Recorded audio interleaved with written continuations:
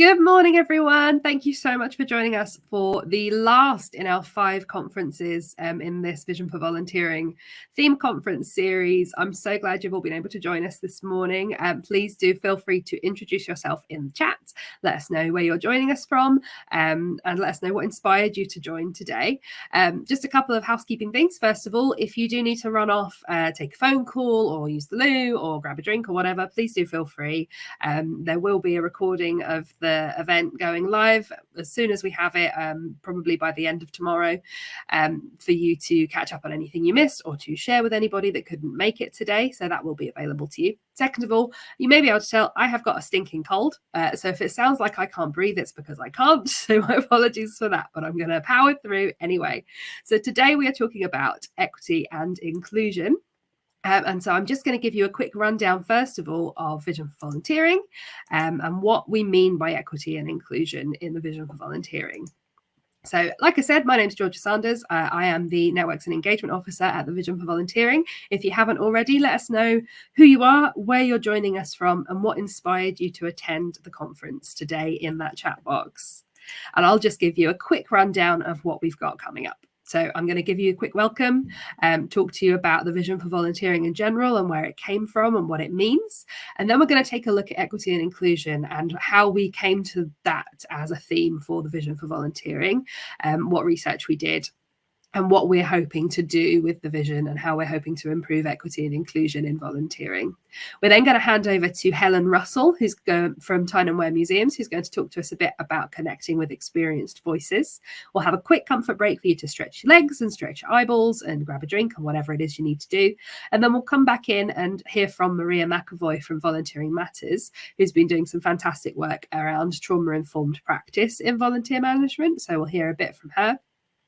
Then we'll hear from McGarvey from NCVO, and she'll be talking to us about the Time Well Spent report and volunteering among the global majority.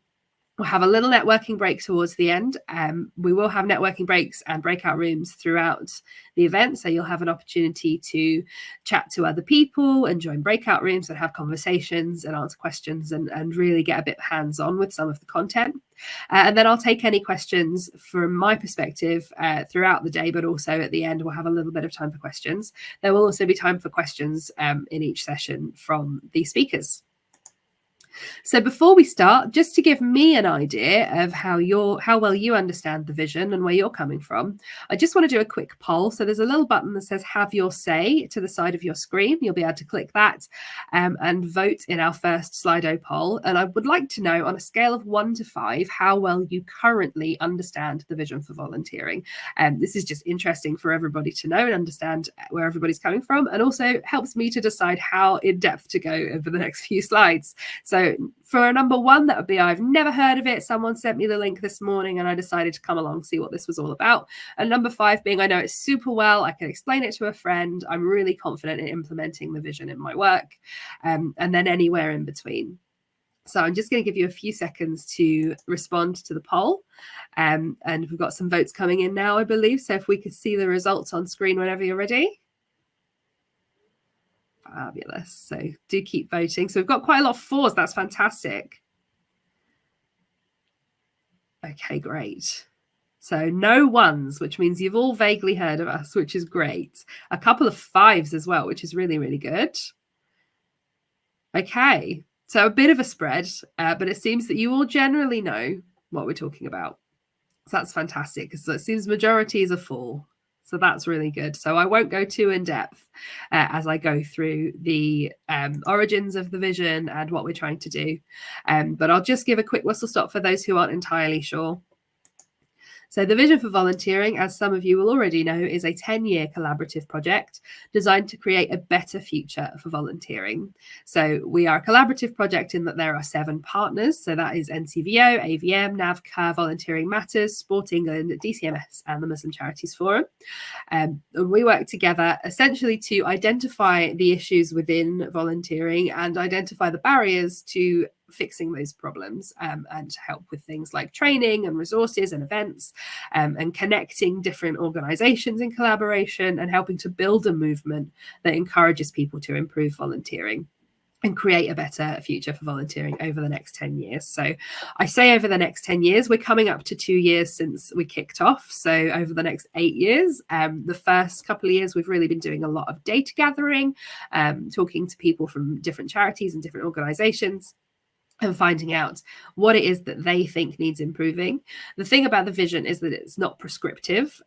It's not a set of rules. It's not strict guidelines that you need to follow. It's really a movement building exercise. It is a way of us saying, identifying areas that need improvement, being quite broad about those areas, and then helping people to think about how those things apply to them in their communities, in their organizations, and in their roles.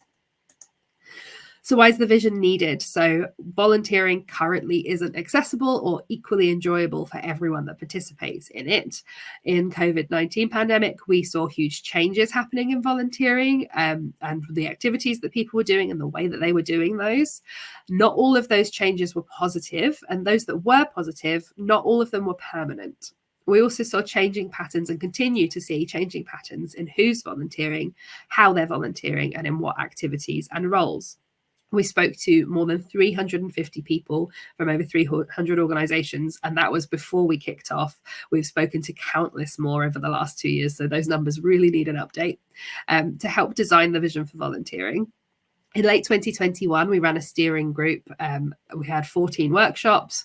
We carried out interviews and had written submissions sent in from volunteers and volunteer involving organizations and other stakeholders. And then using that information, we launched the vision in earnest in May 2021. And the vision itself encompasses these 5 key themes. And that's what these conferences have been all about, is tackling these 5 key themes and talking to you guys about what they mean. So the first we did was awareness and appreciation. So really looking at how we create an awareness about the impact that our volunteers have, and we show those volunteers the appreciation that we have for that impact and how that can improve well-being amongst volunteers and improve accessibility for volunteers and how they get involved. We were talking about power, so about handing over power to affect change to the people who have experience in those areas and with those causes, and the people that really care about those experiences and those causes. We're talking about equity and inclusion, which is the reason that we're all here today. So I'll go into that a bit more in a second. We're talking about collaboration. So not being sort of withholding with our volunteers, being able to sort of share talents, collaborating with other organizations, volunteers collaborating with one another and with the organizations that they're working with, and just generally sharing knowledge and ideas and progress.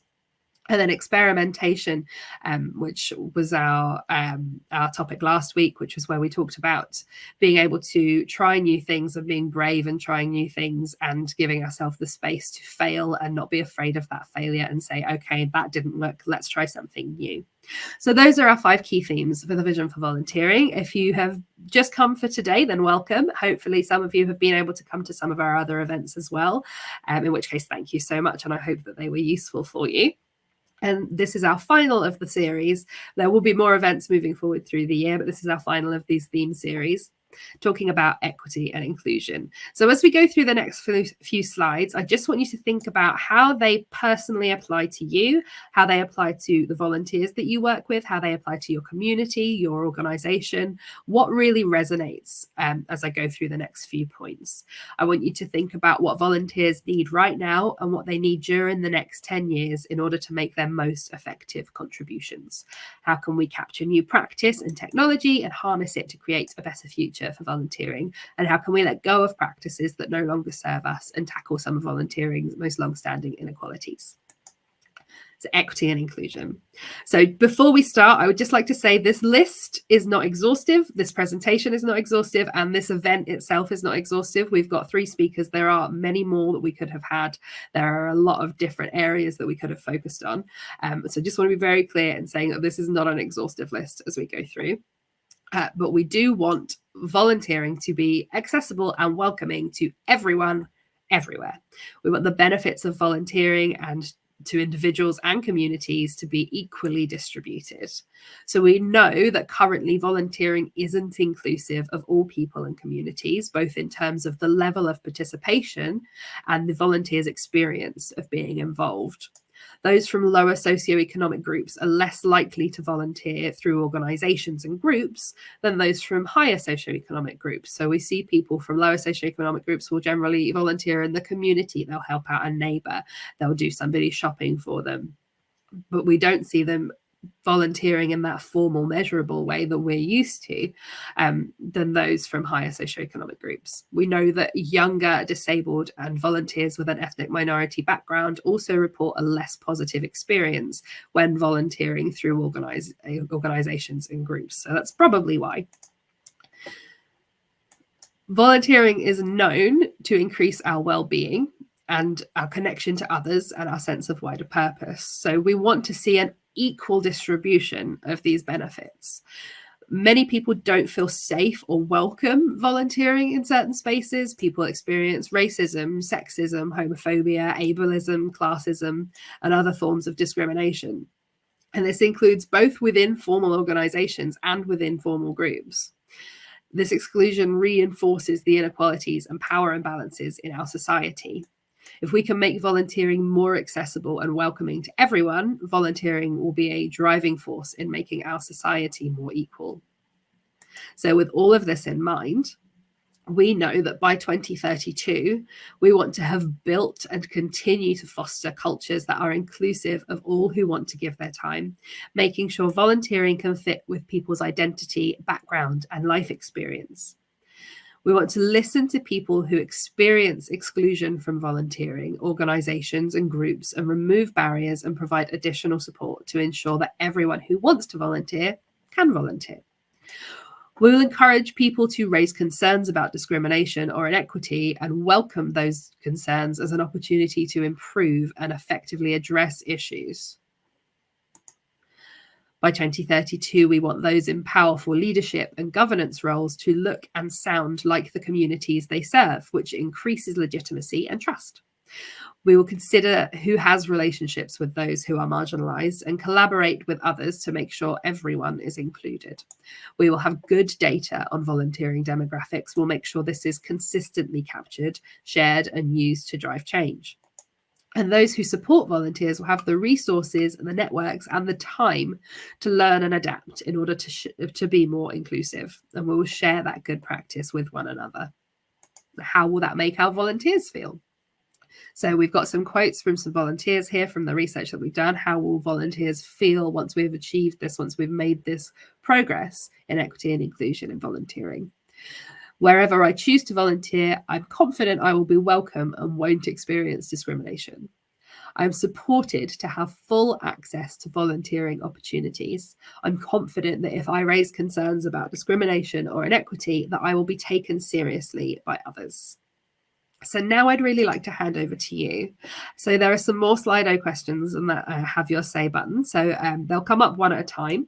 And I'll just let you know that these are completely anonymous questions. They'll give us an idea of how we're doing in the room. We might use the numbers for research later on, but these are completely anonymous, so we won't know who said what. We want to know how you would rate your organisation for for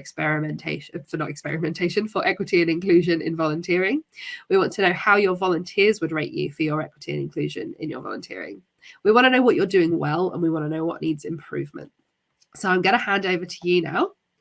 I'd let you answer some of these questions. So I think we've got some background music to give you a chance to answer those.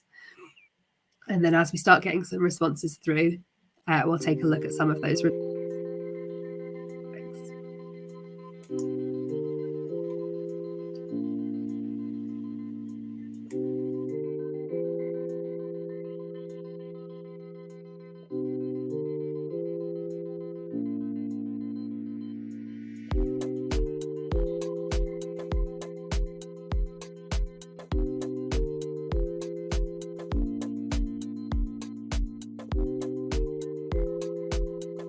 Dancing to the background music there. Okay, so we've got some people who are doing really well. A lot of you feel about average. Nobody's on a 1, which is fantastic. And I mean, I think if you were on a 1, you probably wouldn't be at an event about equity and inclusion because you wouldn't be making the effort. So I agree with that. Lots of 3s. twos and threes and fours, mostly threes and fours. Love it. Okay, great. Now, if we move on to the next question, how would your volunteers rate you for equity and inclusion? And I'm really interested to see if these results are different.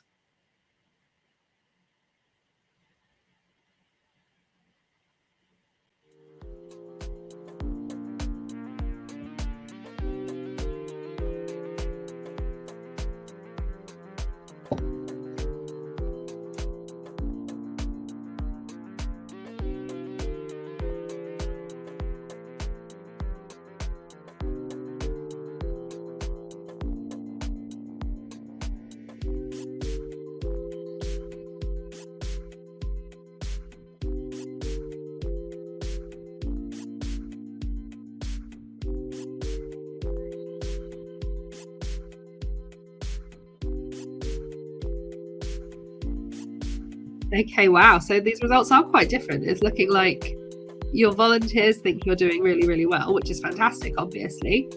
But some of you feel like perhaps you could do a bit better. So that's really, really interesting. Fantastic. Okay, so we're going to move on to some word clouds now.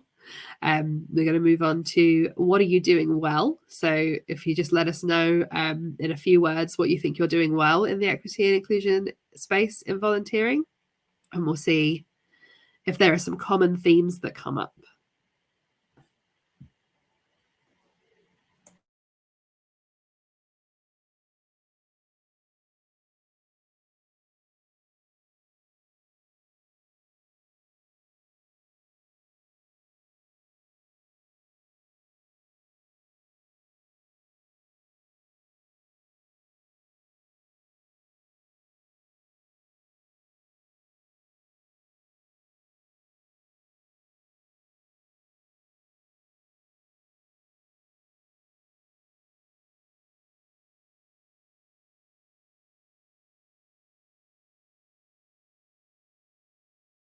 Okay, we've got lots of answers coming through. Flexibility is coming up really strongly. And I think that's so true, especially when you're thinking about people who have caring responsibilities, people who aren't able to volunteer in person, people that need to be able to work strange shifts or do things ad hoc. I think that's really important. Communicating and communication both coming up quite a lot. Welcoming, obviously so important. Listening and acknowledging. I think there's a nuance between the two, and they're both very important. Co-production, so lots of collaborating and listening and working sort of in tandem with other people. Inclusive language has come up. Positive intention. Amazing. We've still got a few people typing, so I'll just see what else is coming up.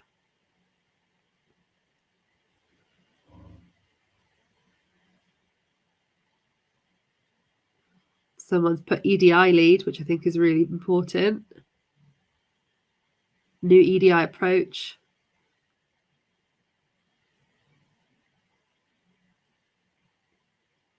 Honest. That's come up quite small, but I think that's so important. Being honest in a lot of spaces, being honest in knowing that you don't always get things right, perhaps.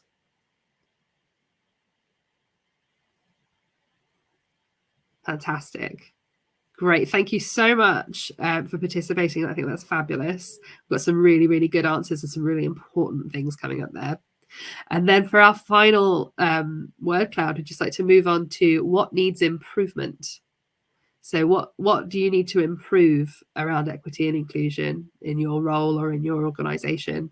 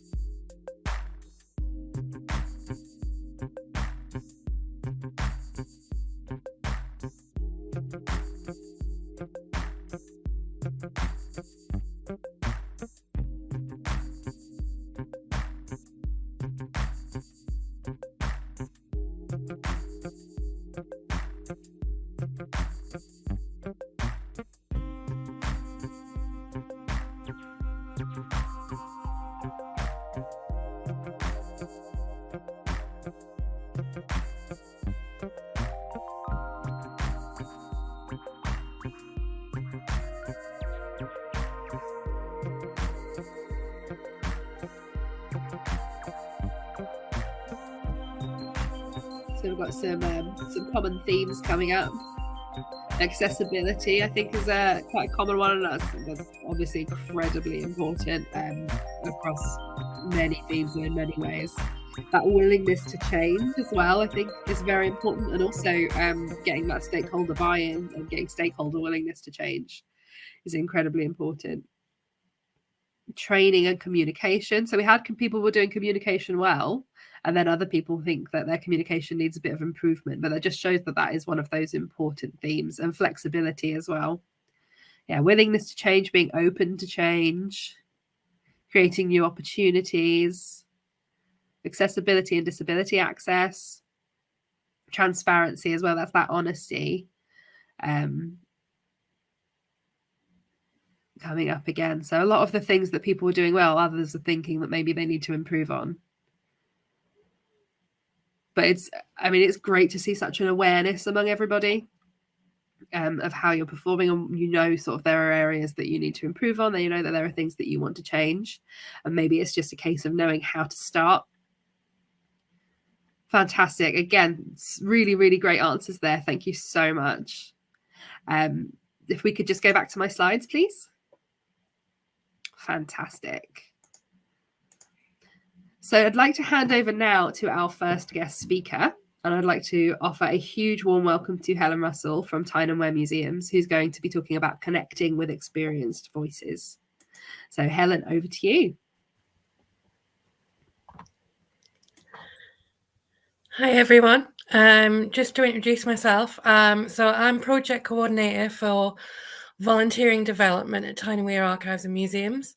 So my job role is mainly to make volunteering better in our organisation, more inclusive, breaking down barriers, new roles. And hopefully I'm going to be talking to you about a few of the projects I've done as part of that today. So my aims of the session today are for you to learn about the work we've been doing as part of a Volunteer Futures funded partnership, to look at some case studies of projects we've completed in partnership with the organisations and those with lived experience of disability, and to explore how best to make sure those voices are heard. So a bit of context. So Tyne Wear Archives and Museums, we are an organisation who we run 10 different venues on behalf of other people. There's a massive sort of difference in collections. So we've got natural history collections, galleries, ceramics collections, steam railway, Roman forts. We run on behalf of local authorities as well as Newcastle University. And we also hold collections for the Natural History Society of Northumbria, the Society of Antiquities for Newcastle upon Tyne, among lots of others. So what this means is that there's a lot of different opportunities for volunteers and a lot of scope. The Volunteering Futures funded partnership that I mentioned. So Volunteering Futures is funding that came from the Arts Council. It's actually coming to an end at the end of this month. And our project as part of that was a partnership between all the Newcastle Gateshead cultural venues, which you can see on that slide there. We named our project Volunteer Here. And you can see the branding for that as well. What was very interesting is that all of the organisations were at very different points in their volunteering journey. Some of us, like Tyne Wear Archives and Museums, had very much started with very established volunteer programmes. And there were others that literally had never done anything like Seven Stories and Centre for Life and Dance City. And so we were all sharing knowledge, supporting each other. We worked a lot with some other organisations, Street Games, Children North East, the local volunteering centre. And we did lots of trainings together and basically supported each other's volunteer journey. Hello, What I'm talking about today is mostly in work with disability. I did want to point out that as an organisation, we are working very hard for equality, equity and inclusion overall. So I wanted to point out that some of the things our organisation has done, although it isn't limited to just this. So we have recently updated the equality, equity and inclusion policy and the mission, the organisation's commitment, which has equality and equity written into that. We have created an equality and access working group, of which I am a member. So we meet regularly and talk about organisation-wide problems and try to solve them. We are also working towards the Autism Awareness Award that is done by North East Autism Society. And I am part of the group that's doing that as well. We've achieved Museums of Sanctuary status, which means that we are a safe place for those who've undergone forced migration, so refugees and asylum seekers. And as the project that worked towards that, Multaka project, which my colleague Nicola runs, is a project that helps those with lived experience of forced migration into volunteer roles. So that's across several of our sites and includes volunteering groups as well as sort of informal language groups as well, and has been very successful.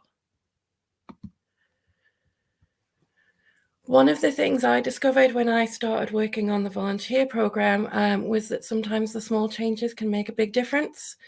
So we've done things like introduce volunteer supervisor training to any of our staff that work with volunteers, and included in that are slides on what we have on offer to help inclusion.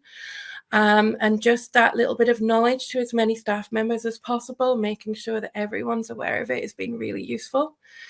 There's also been the supporting volunteers training that my colleague Anthony Gonzalez has developed. It's a more generic training, and he's actually delivered that to other organisations, so it's not TWAM specific. And it's very much about demystifying volunteers, making them not scary, showing that they are very useful, they're not lots of hard work, they're not here to take our jobs.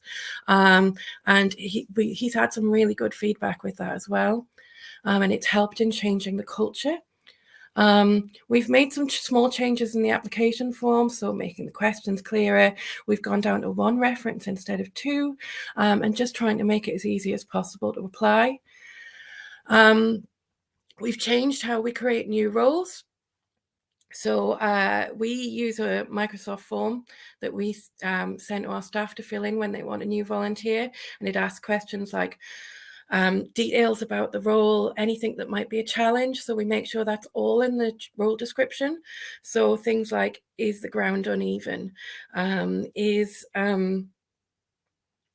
it going to involve any lifting? Is it a noisy role?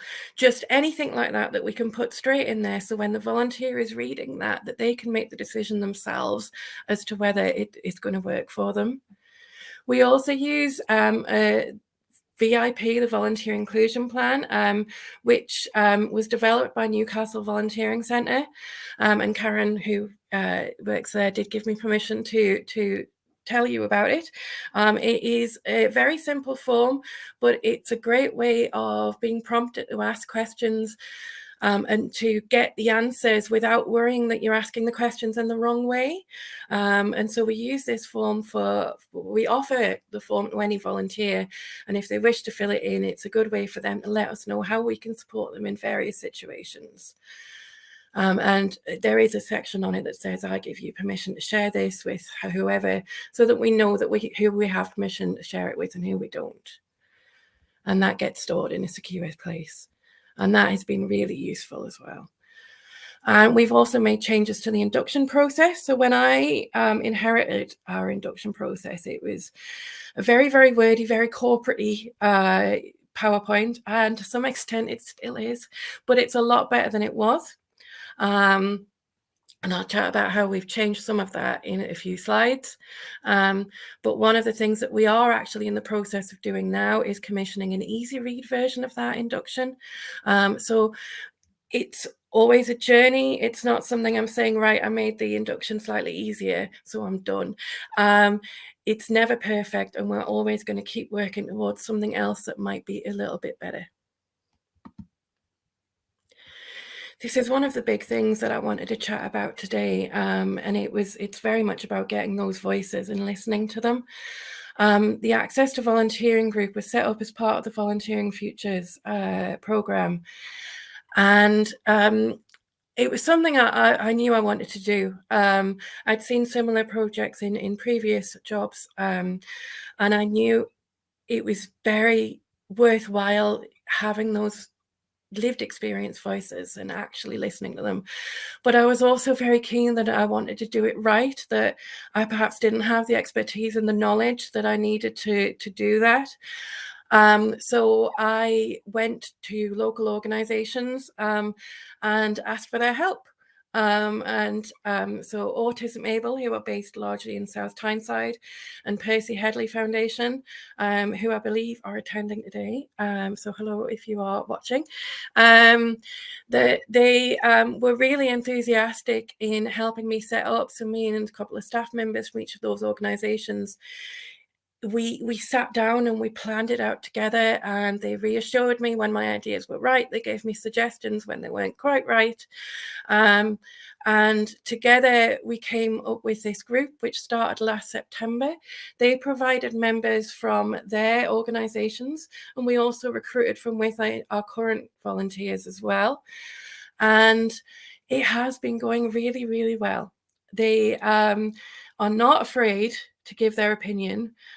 They have said that it feels like a safe space for them, and that's reflected in sort of how confident they are in the meetings themselves.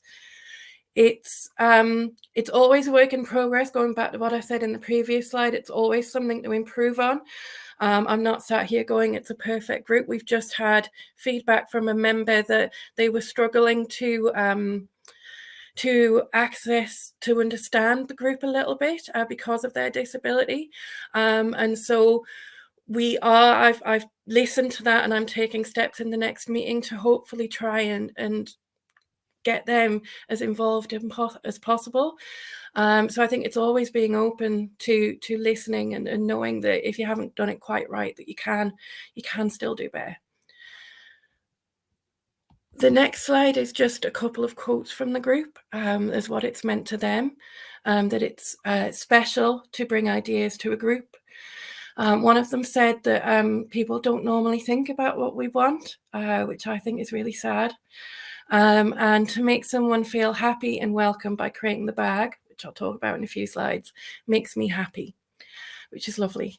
I think we're going back to when I said about changing the induction. So one of the first things I did with this group, because a lot of them were new volunteers, was deliver the induction and said, one of your first things as a volunteer, I want you to give me feedback about this. And after the induction, the member in the middle, in the front row there, looked at me and said, "How brutal do you want me to be?" And I said, "Well, as brutal as you would like," and he was. But it was also really useful. And I will say that he has been honest to a fault in every meeting since, but has also given some of the best and most useful feedback as well. When I first set up this group, I was really keen that they were going to be an access to volunteering group. So they were going to tell me about how to improve volunteering, and it was just going to be focused on that. And when they suggested then going on to venue audits, I was like, well, okay, because I was also very keen that they led what the group was doing. But is it about volunteering? And then they pointed out, well, how can we access somewhere if we can't? How can we volunteer somewhere if we can't access it? And yeah, that was a really good and really obvious point that obviously I hadn't thought of. And so what we've been doing in the last few meetings is meeting in our venues, but different ones. And they have been giving me feedback.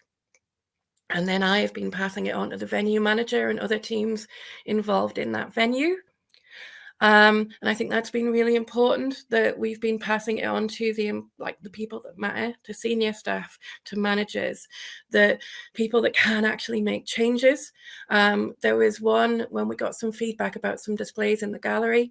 I hadn't included the person that looks after the displays in my original email, but what was really nice is one of the other members of staff pointed that out and forwarded it on.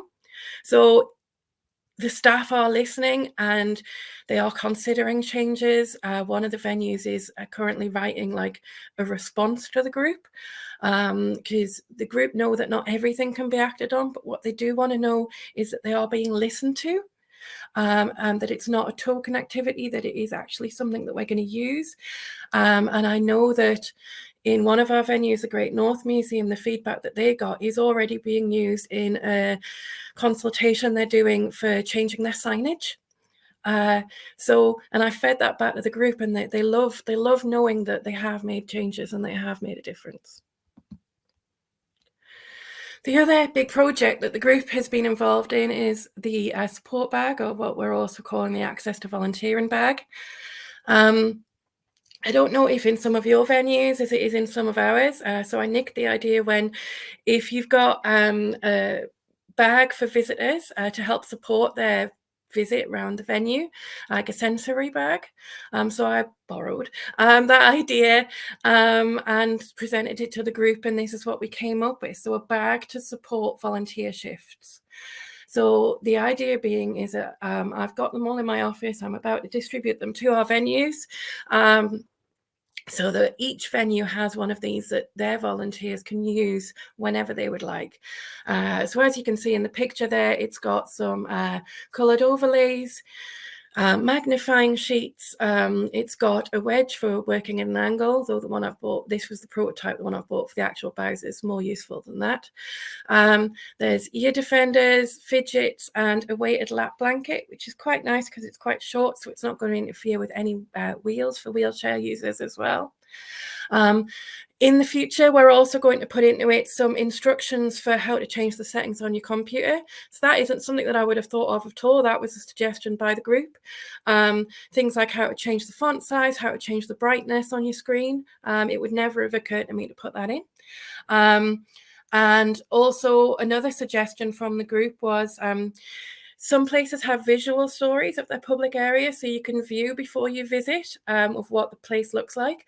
One thing that I'd love to put in is a visual story of behind the scenes, so where the volunteers can go and get put their bags, where they can eat, where they can find staff members if they need to, where a quiet space might be.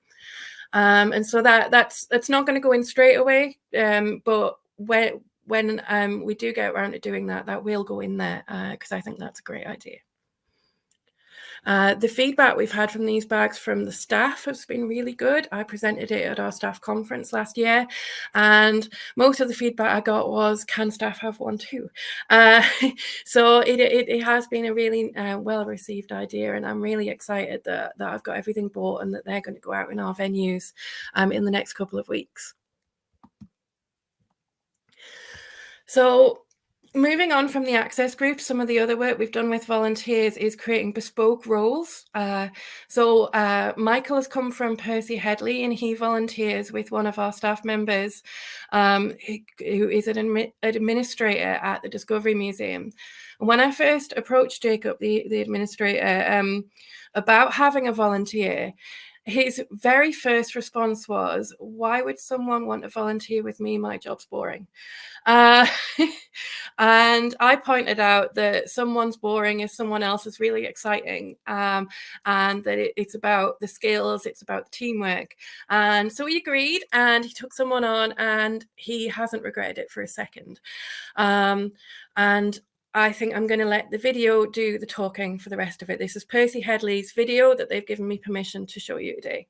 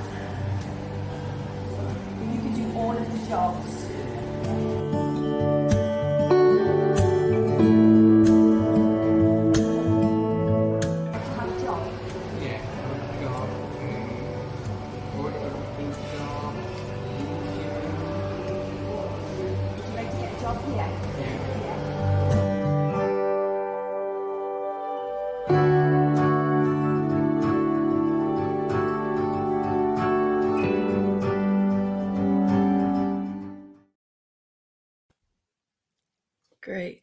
So that video was done a good few months ago now, and Michael's been volunteering with us ever since and has come on leaps and bounds. And some of the feedback I got from Kerry, who works with Percy Headley, was that Michael had told her that he felt like he was part of a team now, and that he'd never had that before.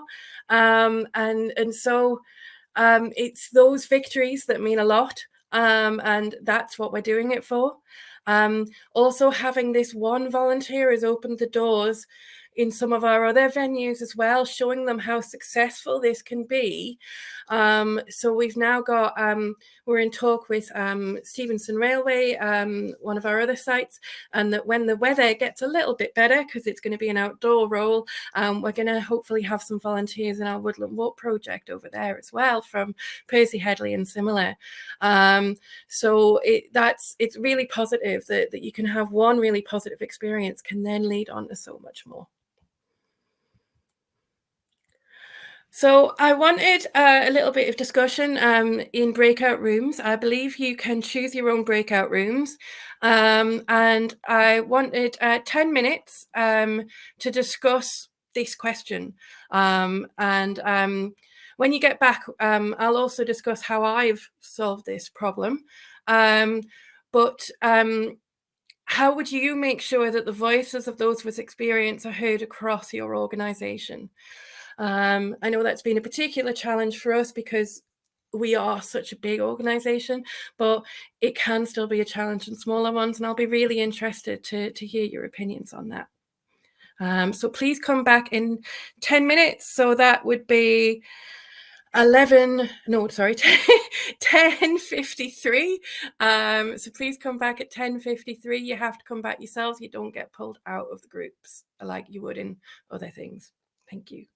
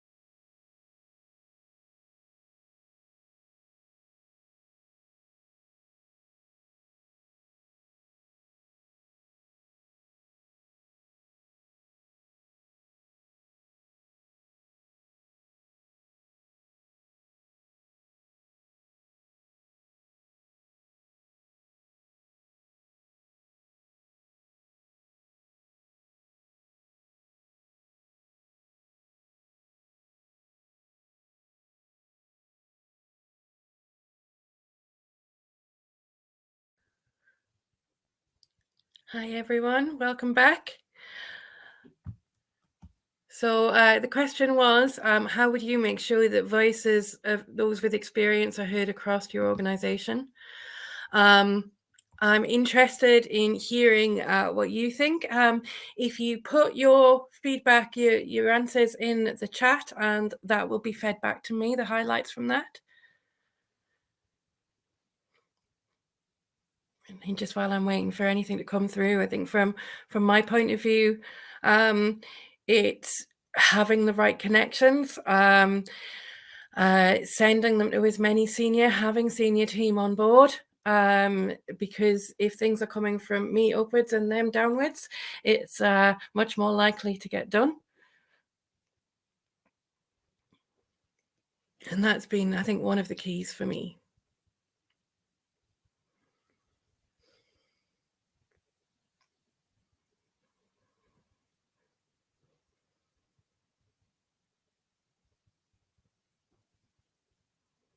So just still waiting to see if any no feedback yet. So if you're not coming back, that's great. Or if you don't want to feed it back, that's okay too. We'll just give it a couple of more minutes to see if anyone is going to feedback any of your ideas into the chat. Oh, here we go. So working to create a brave space where people share and feel empowered and to learn and to thrive. I really like that, a brave space. I used the term safe space quite a lot, but I think brave space is really nice. And I totally agree with you. And that's been some of the feedback I've had. I had some feedback from Autism Able that they'd had, some of their members had bad experiences before in similar things, and so when they first came to my group they were quite quiet, but now they're really not, and I take that as a sign that I have somewhat successfully created that safe space or brave space. I think that's a good point. So moving towards a brave space, because it's not really possible to create a safe space for everyone, and I think that's a really good point. Now I think I will personally take that one away with me. I really like that, and I think that's something that I've been trying to get across as well, is that I'm very much aware that I'm not perfect, and it's knowing that you can't do everything for everyone, but you've got to at least try and learn and do better.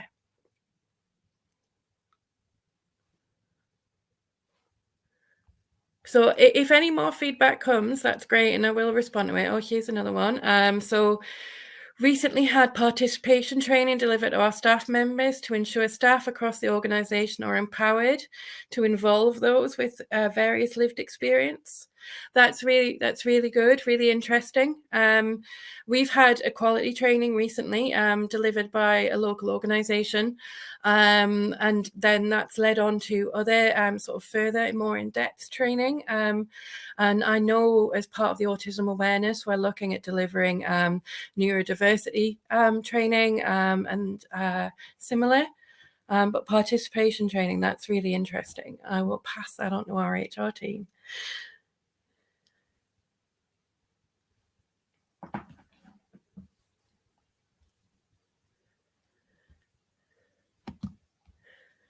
So as well, we had one question earlier that I will answer, but if you do have any questions, please do feel free to pop them in the chat and they'll be passed on to me.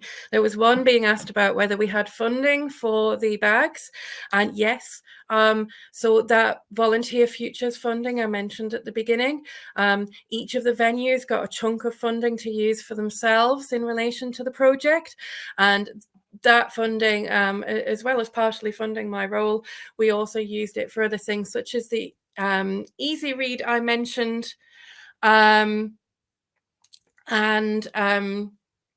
the bags as well. So the bags came to around 750, but that was for the 10 bags, because as I said, we're using them for every venue. And I would say the most expensive items in them were the weighted lap blankets and the iPad sort of holders as well, the iPad stands. Another question was, what's a brave space? And that's a new term to me. I hadn't heard of it before today. So if someone else has put the answer in the chat or will put the answer in the chat, I'm really interested. My guess is that it's probably about creating a space that people feel brave enough to say what they think and feel that they can say and do things bravely. But if anyone has any more elaboration on that, I'm really interested here.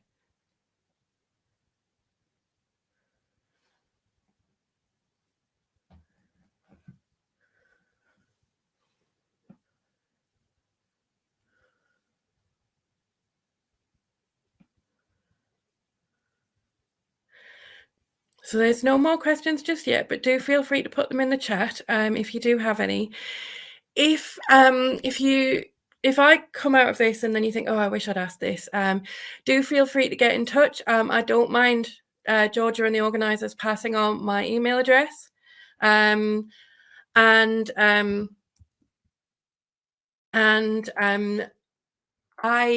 email address is helen.russell@twmuseums.org.uk. So that's helen.russell@twmuseums.org.uk. So if you wanted to get in touch with about anything, just drop me a line and I'm happy to have a chat. So yeah, we are running a little bit early, but that is me done. Another question. So what has your experience been around capacity in your various sites to take on volunteers? So yeah, it really, every site is different. And that's been what's so interesting about this job. Because we've had to get used to the needs of every single venue and what they are. And I would say the capacity changes as well, according to what exhibitions are on. So to give you an example, in the Discovery Museum, we've largely had quite a small capacity for volunteers. There hasn't been lots of different ideas or roles for them to do. It's largely been based in learning with the learning team. And then they're starting a new exhibition later this month called Spirit of Invention, and they're getting gallery volunteers for it, which is fantastic to help with the interpretation. And so that's been great that's changed now that venue, hopefully through the various trainings and me being more visible, has seen that they can have volunteers.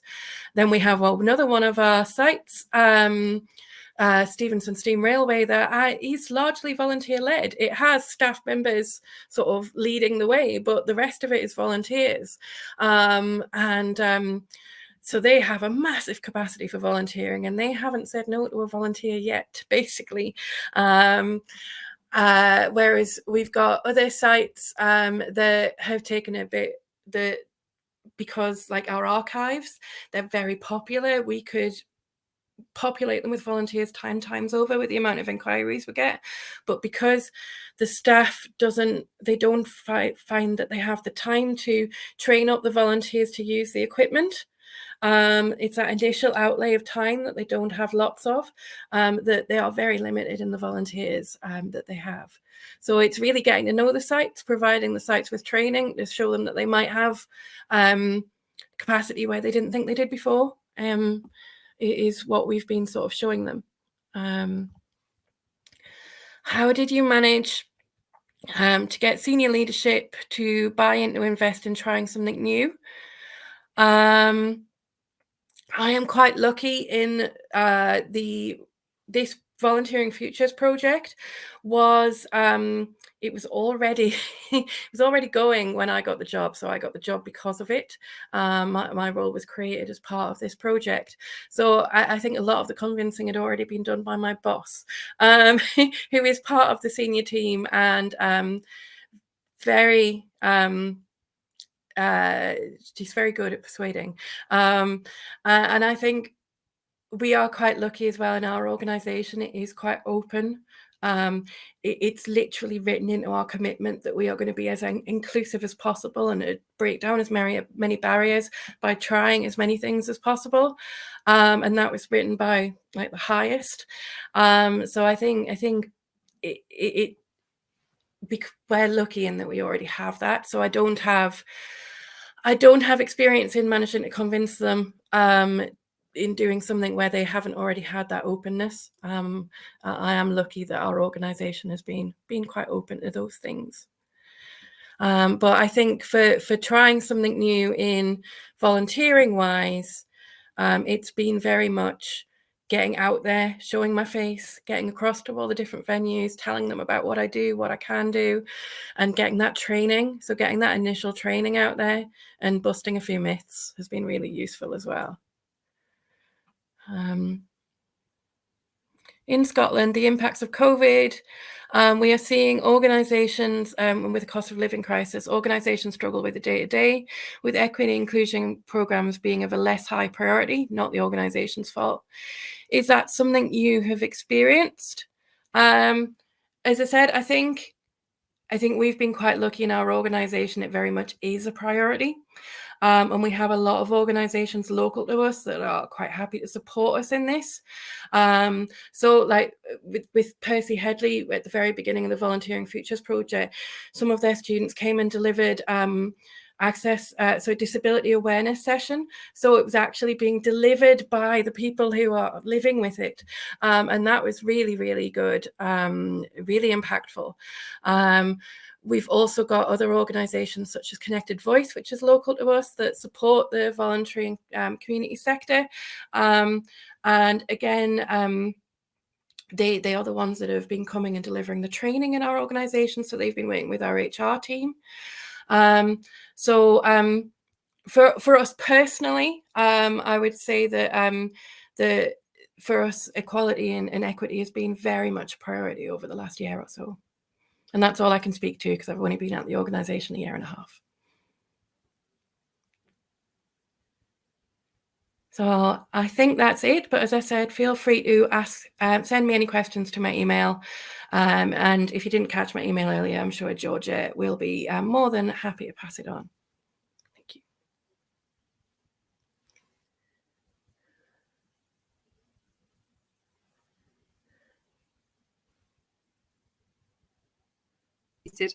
Thank you so much, Helen. I just realised my microphone was muted. Sorry about that. Thank you so much. That was really, really insightful, really interesting presentation. I think people have been chatting in the chat box as well, so please do feel free to take a look. And if anybody does have any further questions for Helen, you can send me an email and I will get you in contact as soon as possible. We are going to have a little comfort break now. So we're just going to take 15 minutes. So do come back around 11:20 and we'll move on to the next speaker. But do go stretch your legs, grab a cup of tea, do whatever you need to do. And we'll see you back here in 15 minutes.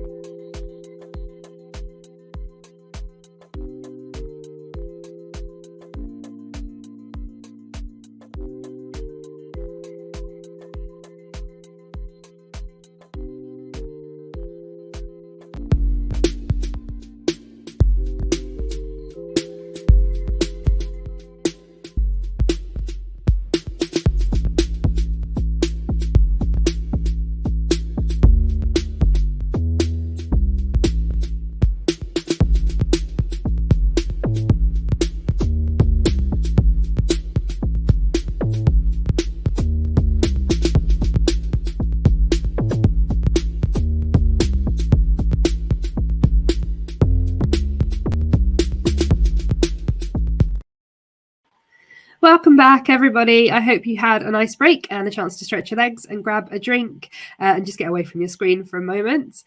I'm now very, very happy to introduce our second speaker, Maria McEvoy from Volunteering Matters, who's going to be talking to you about bringing trauma-informed practice into volunteer management. So Maria, over to you. Hello, everyone, and thank you for having me here today. So yeah, I'm going to be speaking to you about bringing trauma-informed practice into volunteer management. So first, I think it's important to talk about what trauma-informed practice is. I think a lot of people in the sector will already be aware, but just in case. So being trauma-informed is acknowledging that basically we all come to experiences, having different things that happen in our past, different backgrounds, different lives. So as we're coming into our volunteer roles, we might have experienced trauma in the past. And what trauma-informed practice does is puts in safeguards to ensure that we are protecting people from being re-traumatized or experiencing additional stressors so they can live, work or volunteer in an environment that feels safe, supportive and nurturing. So I've been in the volunteer sector a while now, and I've worked with a few organisations that talk about being trauma-informed in the way we support our service users. And I've actually been with Volunteering Matters for only a few months now, actually just 2 months. But I've been working on this project for about 9. So I was at the Kids Network, which is an amazing organisation similar to Grand Mentors, and it is mentoring, but supporting younger people. I should actually explain what Grand Mentors is. Grand Mentors is a programme that supports care experienced young people by partnering them with a volunteer mentor who is 50 plus, who supports them in their first steps into adulthood. And that can be for all kinds of reasons around self-esteem, confidence, looking for a job, looking for housing, all kinds of things like that. So anyway, as I was saying, I was at the Kids Network, and it's an amazing trauma-informed organisation. And we do a lot of work in our training to talk about how we support our children with trauma. And we're working on being better trauma-informed in the way we support our staff. But I wanted to make sure that we were doing the same for our volunteers. So I put as one of my little objectives with my manager to look into trauma-informed practice of volunteering. So I went out, tried to find some training, couldn't find any. I was like, okay, cool, I'll just do some independent study and independent learning on it. But I couldn't find any writings or readings on trauma-informed practice in volunteer management. So what I started to do was doing some research around trauma-informed practice and trying to apply those principles to the management and how we interact with our volunteers. And then I started a bit of a blog series about it, and that's why I'm here today. So what we're going to be looking at today is applying some of those principles, as I mentioned, into our work. So we'll talk through the 6 principles of trauma-informed practice. And then what we'll do is we'll go into breakout rooms and I'll ask you each to kind of talk about how you can apply those principles to the work that you do in your regions and in your organizations. And then we'll go through embedding trauma-informed practice into the volunteer journey. So various points that we all will experience while volunteering, whether it's application, interviews, training, that kind of thing. I'll talk about some of the things I've learned and some of the things I've started applying to how we manage our volunteers throughout their journey. And then we'll just do a little space and time for some questions and next steps. So our 6 principles, there they are laid out on our pretty little slide. Just from seeing them, you'll see that a lot of them integrate. And as I go through, you'll probably think that you're already doing a lot of these naturally just by being amazing volunteer managers. So first off, we have safety. And I think this is the one that really kind of echoes throughout everything. This principle is about trying to ensure not just the physical safety of our volunteers, because we do that really well. We'll put in access arrangements. We'll do risk assessments around health and safety. We might train them on how they lift things, how they carry out their volunteering and things like that. But we also want to make sure we're supporting their emotional and psychological safety as well. And this can be even more important if you have someone who has lived experience in your organisation. I think, again, you guys will be fully aware that if someone has lived experience, they're more likely to volunteer within the cause, within the sector that they have that experience in. And then, yeah, absolutely, just through their volunteering can be sort of triggered or re-traumatized. So making sure that we're putting in steps in place to make sure that that isn't happening. And if it does happen, that we've got support in place. Next up is trust and transparency. Trust is an important part of feeling safe within an organisation. Volunteers need to trust that they've got the support and care of their peers, so their fellow volunteers, but as well as the people managing them. And transparency is a big part of that as well. So that free flow of information, obviously being GDPR compliant. But yeah, making sure there's that free flow of information so they feel that they have everything they need to be able to succeed. Next up, we have choice. Choice and self-determination for our Maslow fans out there. This can really help people feel more in control of their volunteer journey. So a lot of people who have experienced trauma may have had that power of choice or that decision-making power taken away from them previously. So we really want to make sure as much as possible we're allowing them to have choice on their decisions on their journey. So allowing volunteers to have part in that decision-making, not necessarily just in what they're doing as well, but as an organisation, which leads us smoothly into collaboration. This is a big one for us in the sector and a big one for Vision for Volunteering, as we saw earlier from Georgia. So collaboration helps volunteers feel more a part of their own journey, but also forward direction of the organisation as a whole. And there's really simple ways to do it. We can do it through feedback. We can do it through steering groups, working groups, volunteer conferences or workshops. And generally, like, collaboration is just great with volunteers because they're the people who are there going out with service users, delivering programs. So they have the best ideas for improvements and innovation. So collaboration is always great. Then on to empowerment and voice. So again, I'm stealing from the Vision for Volunteering funder, but I do promise these are the real principles. I haven't just copied all of George's homework. This is about how we share power with our volunteers. So sharing power is something that we hear a lot, particularly if you're in the youth sector. We talk a lot about sharing power with children and young people, but it links really closely to collaboration and how we grow as an organisation and grow as programmes. So not just listening to them, but allowing them to be the ones to speak. So lifting their voices and allowing them and empowering them to be the people driving change, not just developing their ideas, but allowing them to develop themselves.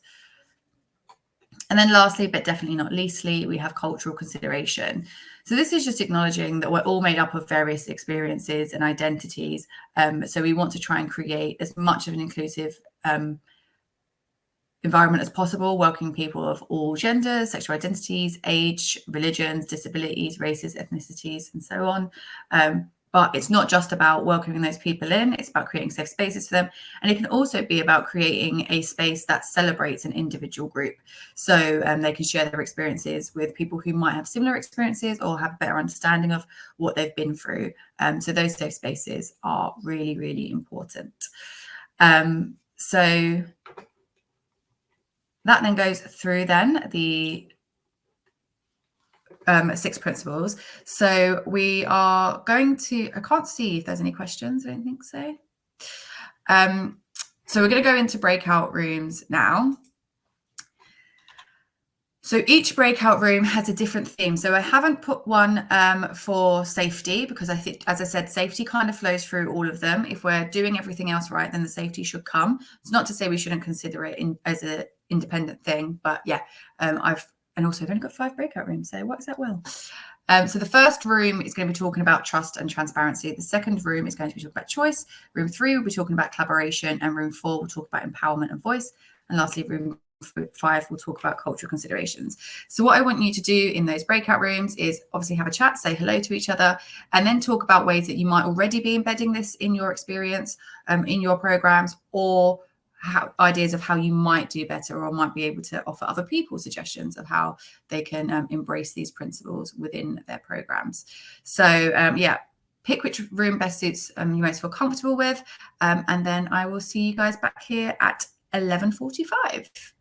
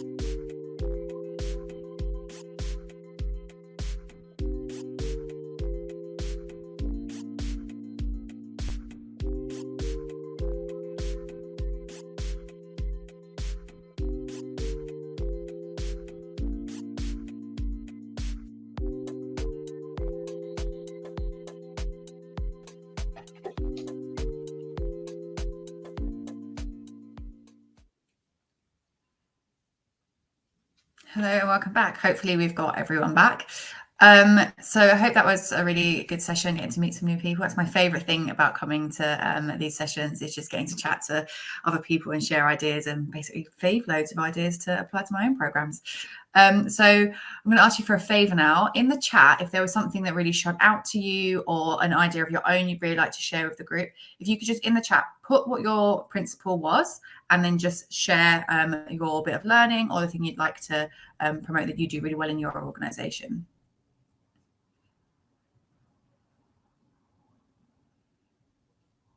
And I shall sit here awkwardly in the meantime.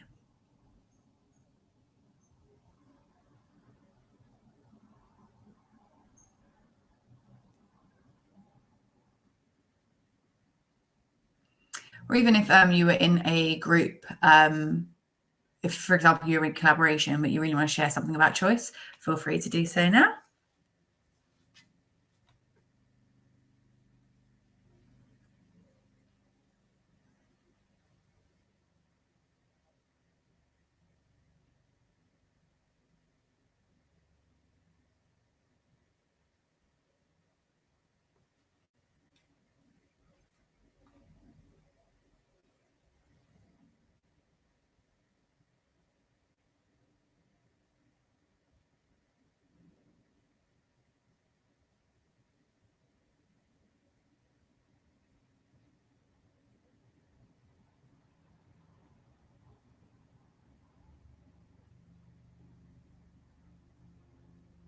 Okay, that's cool. If you haven't got anything that you're really wanting to share, then we can move forward. But if you have anything that you want to share as we go through, please do continue to pop it in the chat.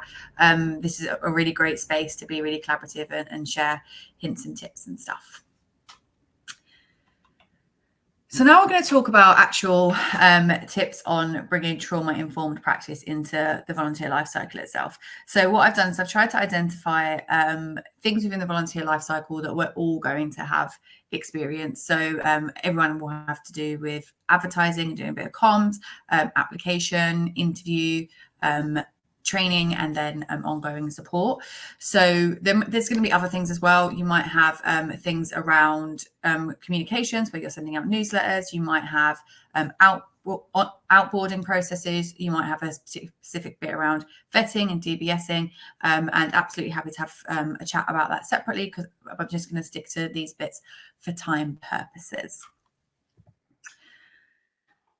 So first off, advertising the role. So I'm not going to be talking about actually the visuals of how you present your leaflets and stuff, because I'm sure you all have comms teams and amazing branding for those adverts. This is the next step. So once they've clicked on your ad, they've seen your advert look amazing, they're checking out your website and they're looking at the role description, or maybe a role descriptor that you put on a volunteer centre site or a job site like Indeed. So my first is be honest. So I've seen loads of literature around volunteer management that says that when we're first recruiting for a volunteer, it's a bit like a first date, that you don't want to like jump in with all the negative stuff about the mortgage and the wedding and all of that business straight away. But I disagree. I think it's really important to be upfront. So same with dating. You don't want to find out about all the drama later. You want to know what you're signing up for. Otherwise, we're just getting into situations that are doomed to fail, because what will happen is your volunteer will have seen all the rosy, wonderful things about the opportunity, and you might have said, oh, it's only 1 hour, but the truth is it's 1 to 3 hours. You haven't spoken about the extra admin, the extra training. So they'd sign up thinking they're going to do the really fun bits, and then when they realize the other bits, they're like, well, I didn't sign up for that, and they drop out really quickly.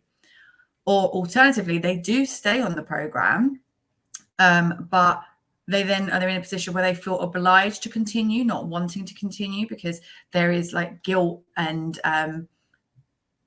there's guilt and stress to be put on them to like finish what they've signed up for, even though they didn't really sign up for that. They signed up for the picture perfect version of the volunteering.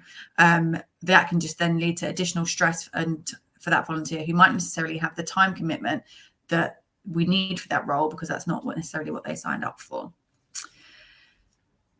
Next up is being strengths-based. I realize I've just said you can put the negative stuff in, and now I'm saying be positive. But what I mean by that is, when quite often, I don't think we do it anymore as a sector, I think we've moved away from it, but quite often you'll see things that are kind of like trauma porn, where we're showing service users in a bad situation. So look how bad it is, look how sad they are, look how much you need to help. And actually that's really traumatizing for the service user. It's really traumatizing for people who are coming along that comms. And actually it doesn't really inspire change anyway. What we want is say, look at the impact, look at the joy, look at the good things we could be doing, because that's what people are looking for in their volunteering. And that's not going to be something that traumatizes anyone, because that's a positive thing. Applicants already know about the causes they're volunteering for. We don't need to go into the sorrow. We want to inspire people and have the positive reasons for making change. And then lastly, offering diverse opportunities. So considering more flexible roles, this was mentioned in the previous session. So you can look into micro volunteering. That's really huge at the moment. Virtual volunteering. We, in previous roles, I introduced home-based volunteering. It meant people that who had caring responsibilities, who had disabilities, they could still do the same level of volunteering as our people who come to the office, because we have this home-based role now. And I realize that doesn't work for everyone. Some volunteering opportunities are really within a framework. My current role in Grand Mentors, it is really quite in a framework for our volunteers. So it is difficult to have that flexibility. But then maybe you can look into introducing a different role. So you might have someone who comes in and just does budgeting sessions, or helps you with your social media, or helps you with some admin. So you can be a little bit more flexible. And those roles don't necessarily need to be in person. Then we have the application. Keep it short is one of my big things. Quite often you see volunteer applications, they're asking everything. We don't need to know the inside leg measurement at the initial conversation. Here we just need to have the basic information that we need to progress. Long applications can be really off-putting for people with lived experience, for people who may have had experience where they have been out of employment for a long time, people who might have literacy issues, people who don't have English as a first language, people who may have experienced discrimination in the employment world. So having that long application can bring back that sense of judgment and sense of fear. And we don't need it at this point. You can have later on a join-in form, a separate form later on where you're asking all of those in-depth things about maybe their equality data, their references and things like that. But what we want at the beginning is just our email, our location and name, and then some value-based questions. So these are the value-based questions, are the really important things. Why do you want to volunteer, and what are you hoping to get out of volunteering? So yeah, just being really value-based in that. We can ask all of the nitty-gritty questions later through interview or for a joining form. I once was told by a recruiter, if your application should be short enough that someone can do it on the loo. And I think that's doubly important for volunteers, because we need to have it as someone who's found it on Instagram or heard about it in LinkedIn on their lunch break and can quickly apply it and then go back to work without having to do a full application that takes them 45 minutes. And then lastly, listening to our existing volunteers. Have a chat with people you've already got onboarded. See if they had any blockers, anything that they found difficult about your onboarding process, and then try and make those changes. You might even have people who have done the initial application and then didn't go through. So you can contact them back again and say, was there something in particular that prevented you from progressing your application? Next up is the interview. This is something that we've done loads. I did loads of work with the Kids Network in. I'm really happy with how we ended up with our interview process. So first off, allowing candidates to share any accessibility needs before the interview. So when you're sending out your invite to interview, ask if they have anything you can do to help support them through the process. That could be around neurodiversity or anxiety. Sometimes it's really useful as well to list options for them, to say, would you prefer a phone interview, a virtual interview, an in-person interview? So if you've got those options, having it in there. And again, that's embracing that power of choice for them. Sharing the questions beforehand. So this is happening a lot across not just our sector, but generally in recruitment for even employment roles. It shows that it takes away a lot of the anxiety people feel about walking into an interview. They have time to prepare. They have time to put their best selves forward. And quite often you get a better caliber of candidate because they're not feeling clustered, but they've had the time to think about their experiences, think about the best thing to put forward when answering those questions. So if you can share the questions beforehand, you absolutely should be. And then allowing people to share their own experiences. So this is not, so I don't particularly like including questions that do you have lived experience of X, Y, or Z, because quite frankly, it isn't necessarily our business.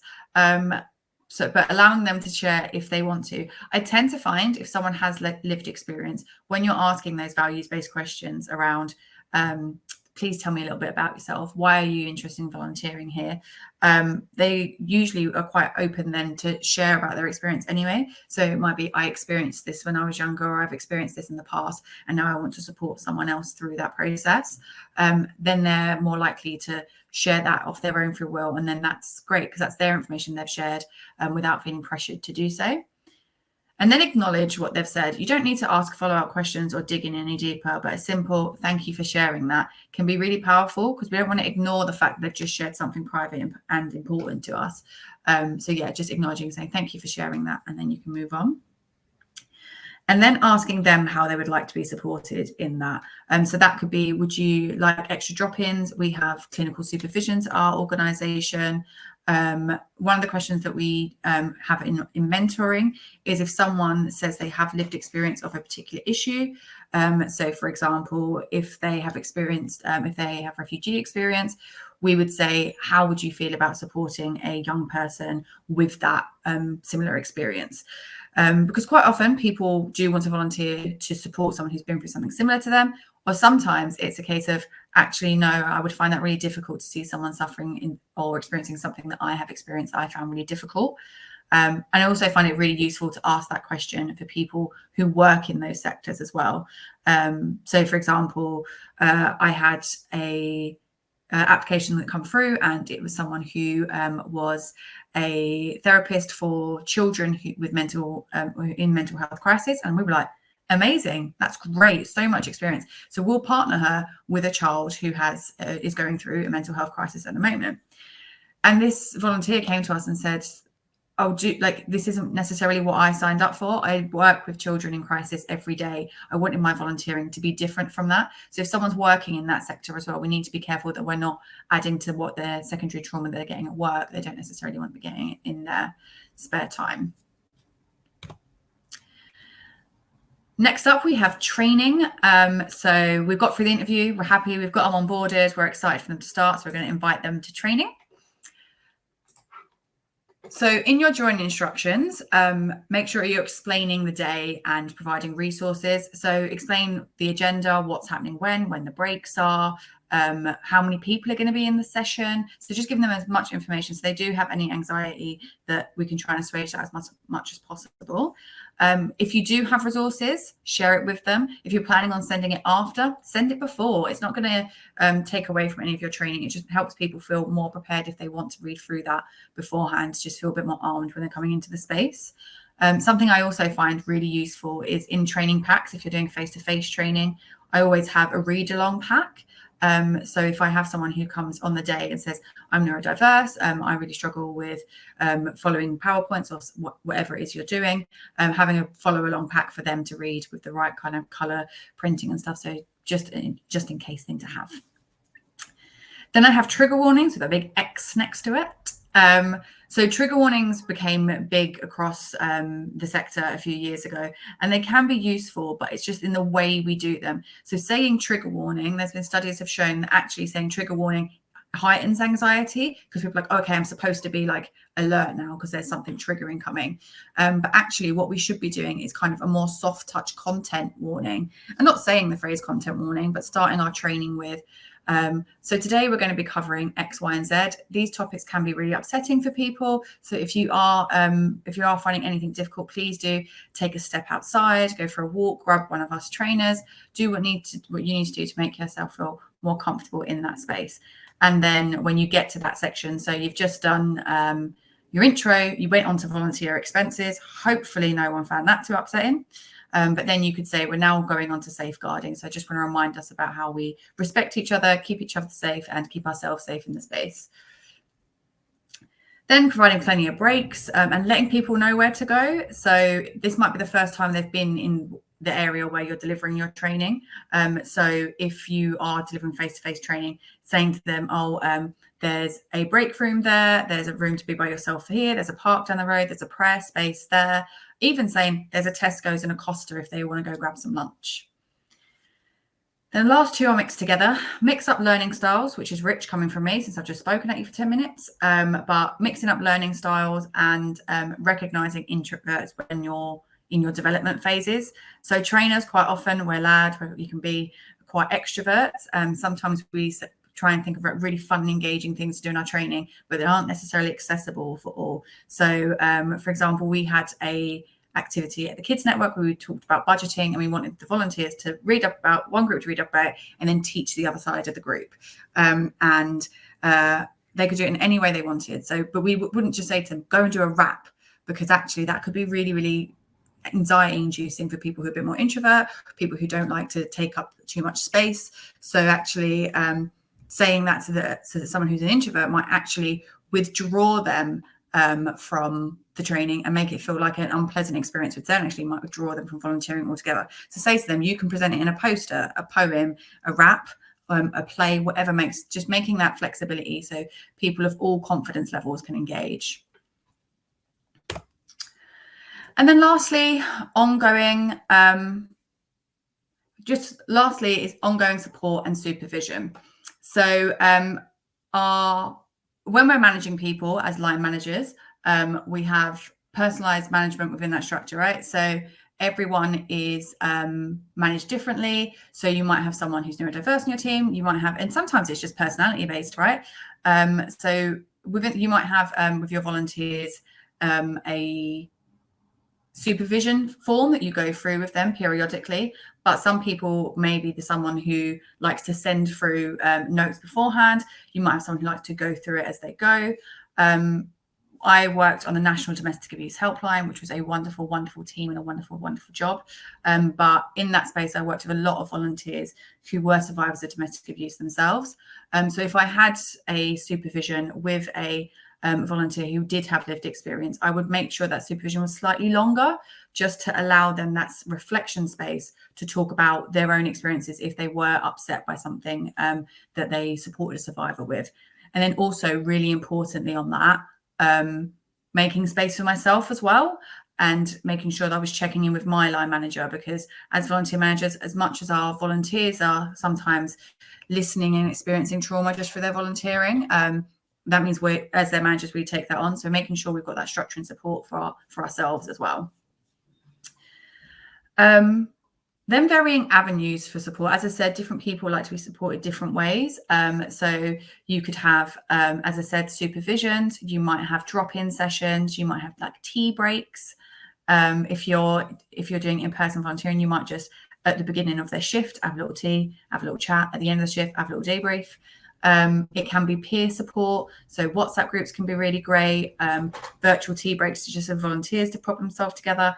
Buddy systems. So there's really great ways you can offer in support and kind of allow people to share in the way they want to.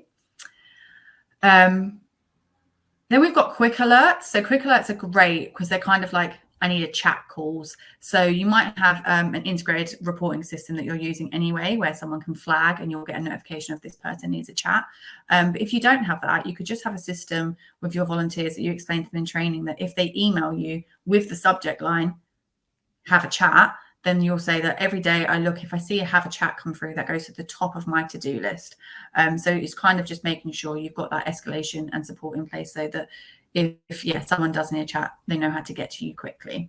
And when you're monitoring loads of volunteers, I'm sure some of you must have lots and lots of volunteers, having that really quick system so you can see the immediate things can really, really helpful in our busy inboxes. Then we've got space for development, learning and collaboration. So this really strongly goes back to the 6 principles, I think, because in that allowing people to grow in their role is really important. When we look at why people stay in jobs, a lot of the time it is about development, and I think that can be transferred to volunteering. But yeah, using the skills that people learn so they can help other volunteers grow, develop and learn, and help the community that they've been a part of is really important. That additional learning and always having that collaborative space. And yeah, just continuing to take feedback and grow is really important too, because yeah, we want to always learn. When we're line managing anyone, whether it's a volunteer or a member of staff, you can make sure you're having that 360 feedback. So when you're talking about feedback about what they're doing, what they're up to, just saying, and are you getting everything you need? Are you getting support you need? Is there anything we can do to support you better in this role? So that's it, hopefully, of me just speaking at you for too long. So this is a project that is really, really new. I'm still learning and still writing. I'm hoping to be able to create toolkits and templates for people. So yeah, if you do want to find out more, obviously, and have chats as well, I'm really open to just having chats about people and trying to get this as an idea more embedded, because I really love the idea of creating stronger and safer spaces for the volunteering community. So my email address is there, my LinkedIn is there, so feel free to hit me up on LinkedIn. And then the QR code there will bring you to a mailing list. I won't bombard you, but if there are any updates on studies, things that I'm reading, things that I'm writing, you will get those come through, as well as access to toolkits and resources and things when they're available. I'll leave it up there while I ask, does anyone have any questions?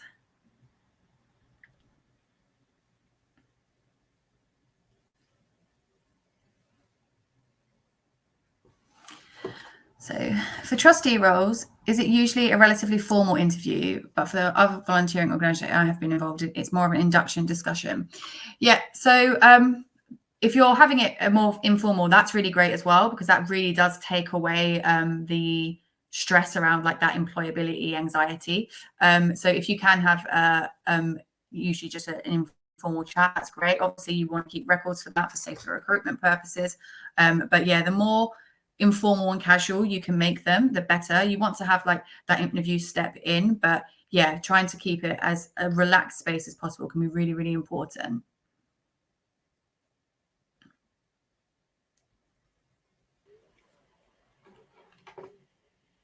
Oh, hi, Georgia.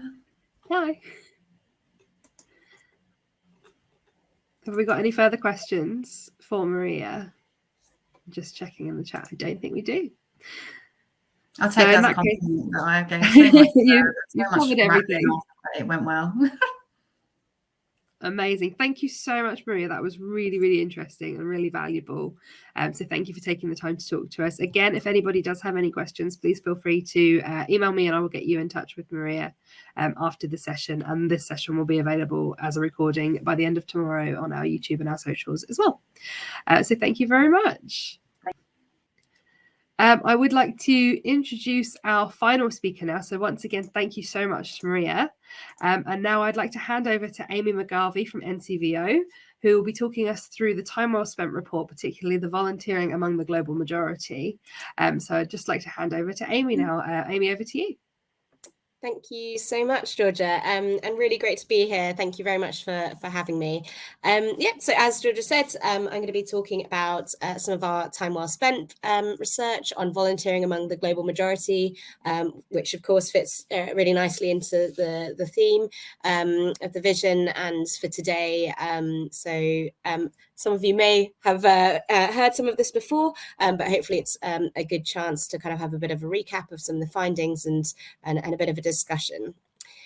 So I'll just go with a little bit of introduction to the research. Before I start as a whole, we're talking about volunteering among the global majority, and we know that for some this isn't necessarily a familiar term. So when we talk about global majority, we're referring to all ethnic groups except white British and other white groups, including white minorities. So that includes people from Black, Asian, mixed and other ethnic groups who are often referred to as ethnic minorities.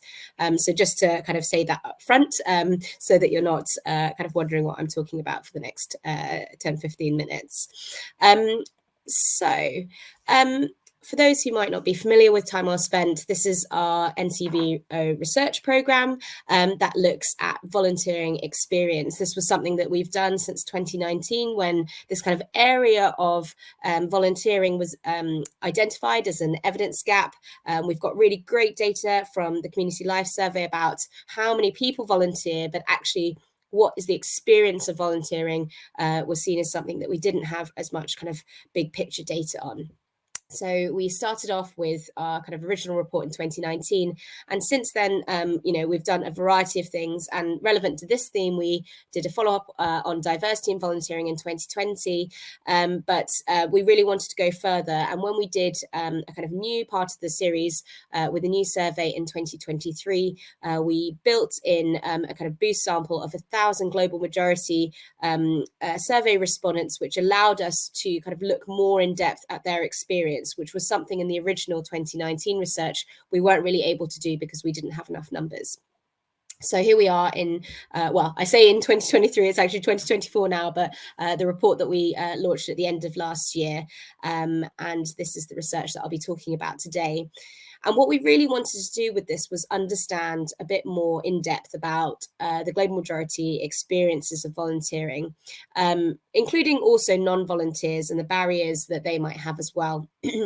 We, as I mentioned, had a kind of main report in June last year, which looked at the kind of experience of volunteers overall. And we use this as a bit of a kind of benchmark as such to then kind of look more in depth at those from the global majority and see how their experience kind of compared to that overall picture. So we look at it kind of through two lenses, as you can see here. I won't go too much into the kind of methodology, which you can see in the appendix of our report, but essentially the findings are drawn from a kind of this main survey and then the kind of global majority boost. And we also did a bit of a rapid evidence review and workshops with organisations, including those with kind of lived experience and expertise to inform our work. So for today, what I'm going to do is just kind of go through some of the 5 key findings. There's lots and lots in the full report, and I'd really encourage everyone to kind of have a look at that. But for us right now, I thought it would be good just to kind of pull out some of the key things that stood out for us from this research.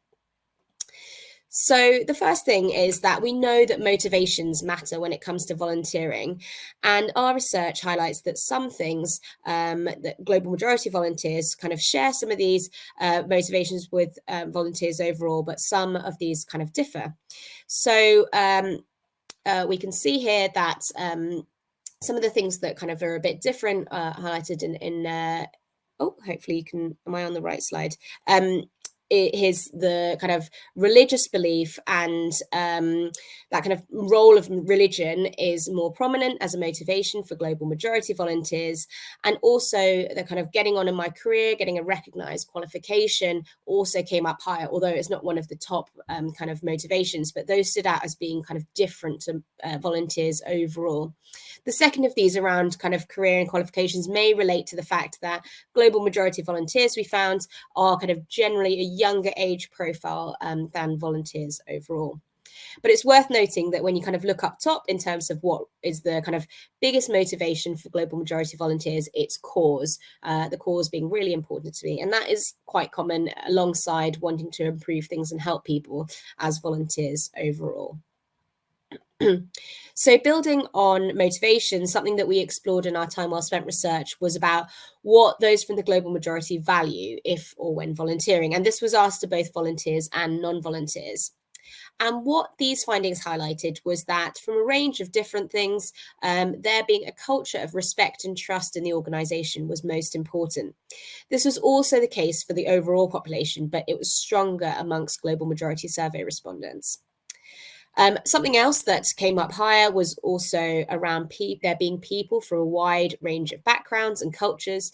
So together, these things indicate that kind of culture and the kind of diversity of volunteers are particularly important.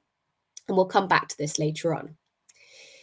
So we've started a bit about motivations. The second key finding relates to experience, which, as I mentioned, is the kind of key topic in our Time Well Spent research. So what we found was that overall, global majority volunteers are, on the whole, satisfied, but less satisfied than volunteers overall.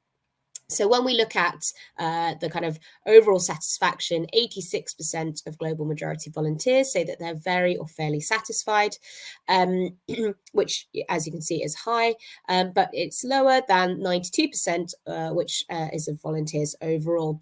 And the biggest difference you can see in this is those who are very satisfied, where that difference is a bit more marked, 36% to 50%. And we also see when we look at kind of retention that they're also less likely to say that they will continue volunteering in the next 12 months. And, you know, that's not surprising to see the kind of two hand in hand. And then when we look kind of, you know, the good part of having such a big survey for this is that we can kind of drill down into some of the particular groups. And what we found was that within the global majority, there are some groups that are less satisfied. So younger compared with older, disabled compared with non-disabled, and public sector compared with civil society volunteers. And for those two latter groups, they're not only less satisfied within the global majority group, but also compared relatively to volunteers overall. So they're particularly less satisfied. We also can look at some of the differences by ethnic group, and we found that on the whole, Black volunteers are more satisfied than Asian volunteers and those from a mixed ethnic background. So that's a little bit about kind of overall satisfaction. So I'm going to talk a little bit about kind of culture, and I mentioned that in the first key finding. When we saw this kind of lower satisfaction overall, we wanted to unpick that and understand it a little bit better. So what we did was that we did some more in-depth analysis to identify some of the specific factors that are influencing volunteer satisfaction. And what we found is that whilst things like age and disability are demographic factors which negatively influence volunteer satisfaction, what really impacts on it most are different aspects of the volunteer experience.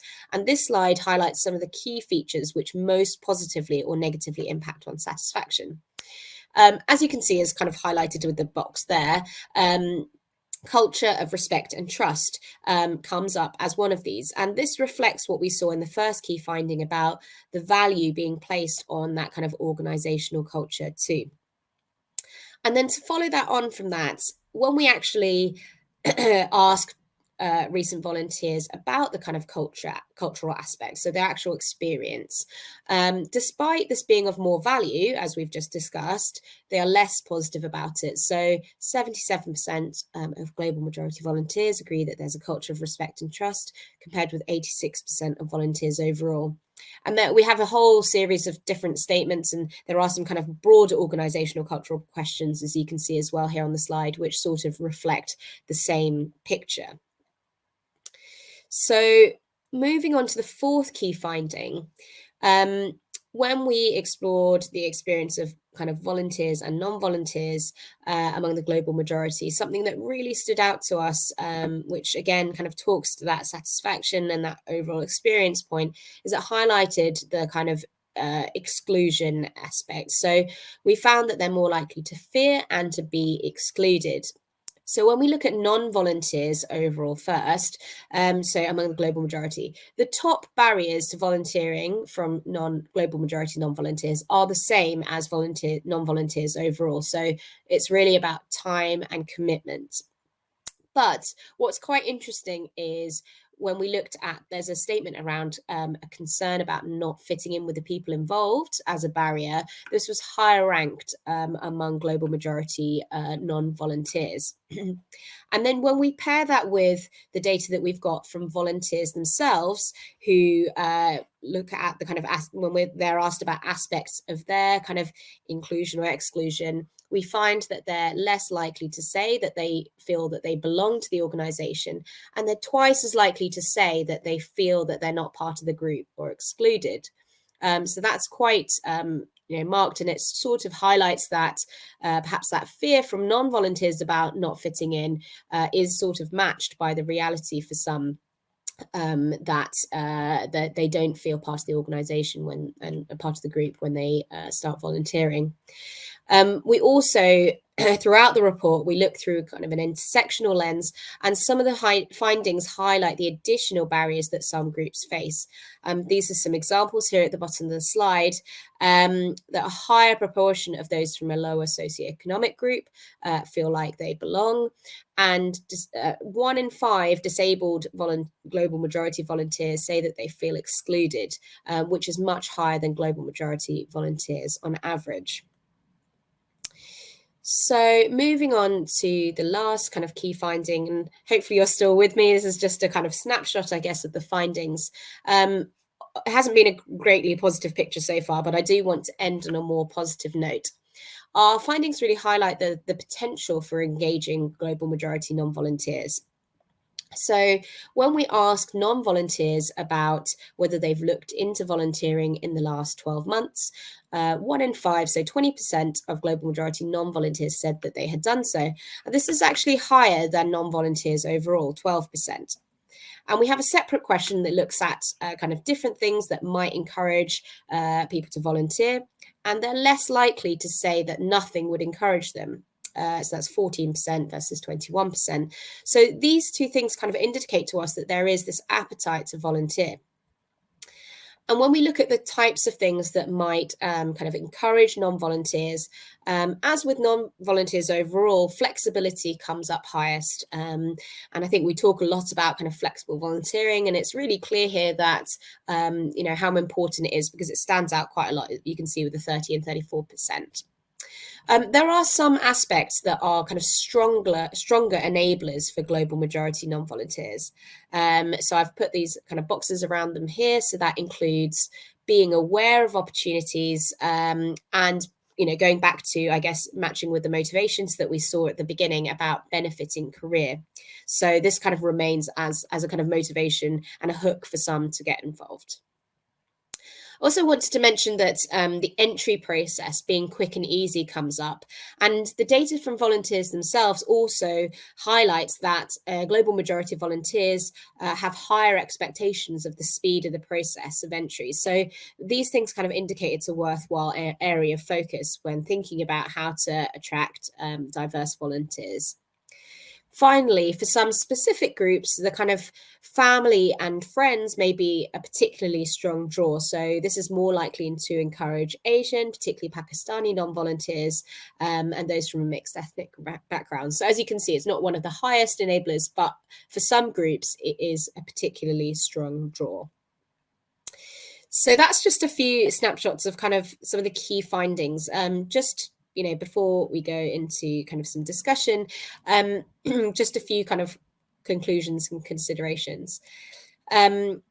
As I mentioned at the beginning, in June, when we released our kind of main 2023 findings, one of the things that we reported was that volunteer satisfaction overall had kind of fallen since our original report in 2019.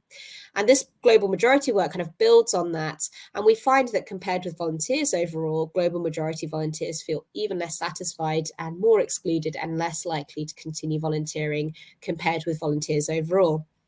But as I mentioned at the end, on that kind of more positive note, there is interest and appetite. And in fact, it kind of indicates that people from the global majority are more interested in kind of those volunteering opportunities. But I think almost that combination of, less positive experience, but that kind of will and appetite to volunteer really highlights the need to kind of focus in on this area and think about how we can address barriers and improve experiences and really make sure that kind of future volunteers from the global majority get what they're looking for from their volunteering. Something that we heard, excuse me, I'm shaking off a bit of a cold this week, so just got the last of that going. Something that we heard when we did our 2020 research on diversity and volunteering was that organisations sometimes find that they do really want to do stuff around kind of equity, diversity and inclusion, but find it a bit hard to know, how do I start?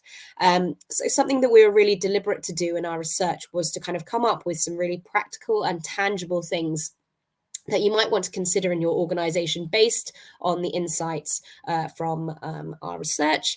And that it kind of is across different stages of the volunteer journey. And I think it's really important to kind of think about it, not just around, we often talk about kind of recruitment and getting diverse volunteers in, but I think it's really important to think about it across the full journey. And time well spent at its core is all around volunteer experience. So not just kind of getting volunteers in, but once we do, kind of what does that experience look like? So this is just on this slide, kind of a few summary things from what we've got. But in our main report, we've got a full kind of section at the end on practical implications, kind of split by the 3 stages that we've got outlined here with much more detail. And we've also just updated all of our NCVO practical resources to reflect all of these things as well. So I'd really recommend kind of checking that out. So, I mean, things like at the recruitment and entry stage, really thinking about kind of volunteer motivations and thinking about those entry processes, as I said at the end, that can be really important in getting volunteers kind of on board. But then whilst volunteering, really building that culture of respect, trust, and inclusion. And as we've seen, that's particularly of value among global majority volunteers, and not forgetting just to kind of really listen to volunteers and get their feedback as well. And I think that kind of carries on into retention, also ending volunteer journeys, because we know that people leave for all sorts of reasons. To really kind of learn from those who have volunteered and learn from those experiences and take that on board, as well as just thinking about the kind of long-term journey as a whole. So that's just a little bit of a whistle-stop tour through some of the findings. I will pause there. I thought maybe we could just, I'm happy to take any kind of clarification questions and then, or any kind of quick questions. And then I've got a few questions that I thought we could just put into into the discussion groups. I think Georgia has set up the breakouts, so I'll put those on the screen shortly. So I can see there's a few questions coming in which I'm happy to kind of answer. So is the report available to anyone, or do you need to be an NCVO member? No, so the report is available to everyone. Hopefully one of my colleagues might be able to kind of share the link. If not, I'm happy to make sure that it gets sent out with any follow-ups. It's available to everyone. We really want to share kind of as much as possible. We do have some kind of member events sometimes, but the report itself is available for all. These are these global statistics or volunteering in the UK. So this, so the survey is Great Britain. So it's neither global nor entirely the UK, but that's kind of the scope of the survey which we did through YouGov. But it's, we tried to make it as kind of large scale and as big picture as possible, because we know that our our members and our stakeholders kind of value that bigger picture.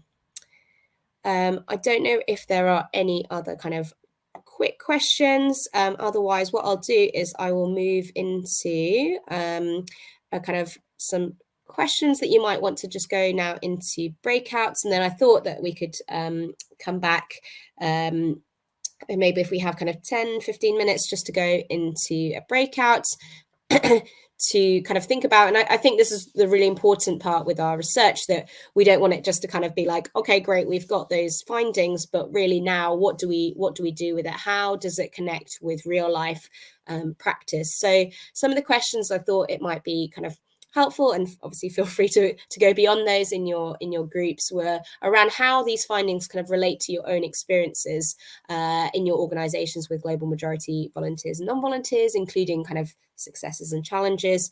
I think one of the things, as I mentioned, was really thinking about that inclusive organizational culture, since it is of such value, and thinking about how we can create more of that, and thinking about what are the kind of tangible actions you might be able to take in your organization in this area to take that kind of next step forward. So I will kind of pause there. I'm hoping that Georgia might tell me what happens next, and hopefully you'll be able to go into a breakout to discuss that, and then it'll be great to come back and to kind of hear a bit about what those you've been discussing in your groups. So hopefully you'll be able to get into a breakout, and I think we're going to come back at 12:40 So that's enough time, hopefully, just to have a little bit of a breakout.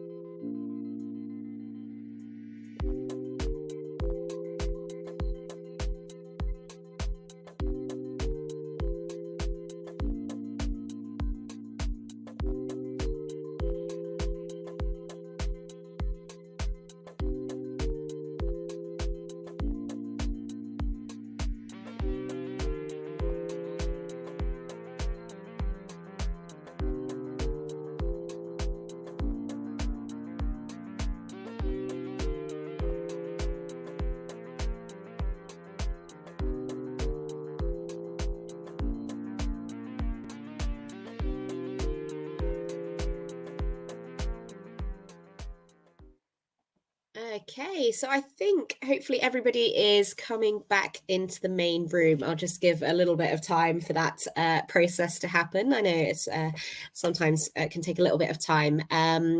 So yes, hopefully you were able to have a discussion in your breakout rooms about some of the questions that I kind of posed. And it will be great now to share some of the things that you discussed in the chat. I know some of these are quite meaty things to discuss, so you might have only just started the discussion, but it would be great if you could start popping in things in the chat, and I'd love to share them and kind of discuss them a little bit just for the next few minutes before we wrap up the session. But let's share some of the things. I'll give you a little bit of time for that. Whilst that's happening, I think, as I said to you kind of before, one of the things really that we've heard is that organisations find it kind of difficult to kind of know where to start. So we really hope that some of the things that we've kind of put in the report will help with that. So yes, so I'm just waiting to see if anyone can share anything. That would be really, really lovely if some of the things, whether it was about some of your experiences, whether the findings resonated at all, and some of the actions that you might be able to take in your organization, kind of big or small. Whilst I'm kind of waiting for that to come through, we had a recent event with some of our NCVO kind of members, and some of the things that were discussed in that, in terms of some of the things that people had tried and that felt might help kind of in terms of, especially around kind of creating a more inclusive organizational culture, included things like setting up internal networks for different groups. I know certainly, even though not in a kind of volunteer capacity, but as NCVO, we have some great internal networks, and that definitely helps with that kind of sense of belonging.